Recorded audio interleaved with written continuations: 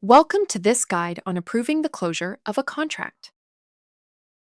When a contract is flagged for closure, its status changes to end of contract. At this stage, the contract must either be approved to finalize the closure or decline to remove it from the process. Depending on what is linked to the contract, the system may trigger different processes. In this video, we will review 3 possible scenarios. A contract linked only to a location. A contract that includes internal assets are not marked for sell-off. A contract that includes a client's asset marked for buyback. From the Contract Maintenance tab, click Contracts. The contract listing screen opens, displaying contracts with an active status. Ensure the correct site is selected.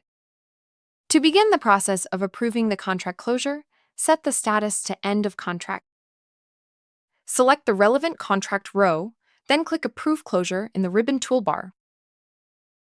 A process validation message appears and asks if you are sure you want to close the contract. This action cannot be undone. Click Yes to confirm. If the contract is linked only to a location, no additional processing is required. A confirmation message indicates that the contract has been closed. Click OK to close the message. If the contract includes internal assets that are not marked for sell-off, a contract processing message appears.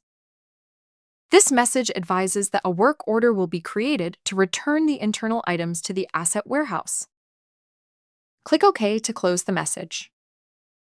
The Process Work Order information window opens. The work order date and time are populated with the current date and time and can be adjusted.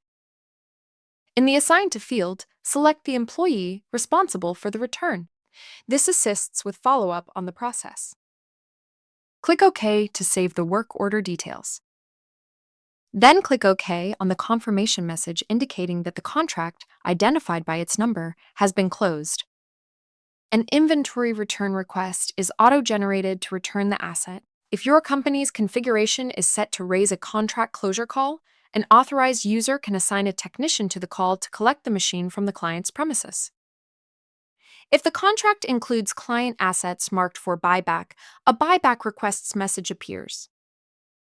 This message asks whether you would like to view the requests linked to the contract. Click Yes to open the requests or No to proceed without viewing them. If you clicked Yes, the buyback requests for contract screen opens. The processing buttons enable you to view, edit, approve, or decline the request.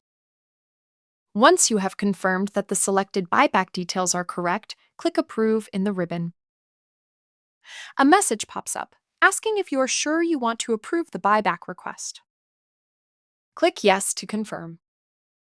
The status changes to Approved, and the Edit, Approve, and Decline toolbar buttons are grayed out.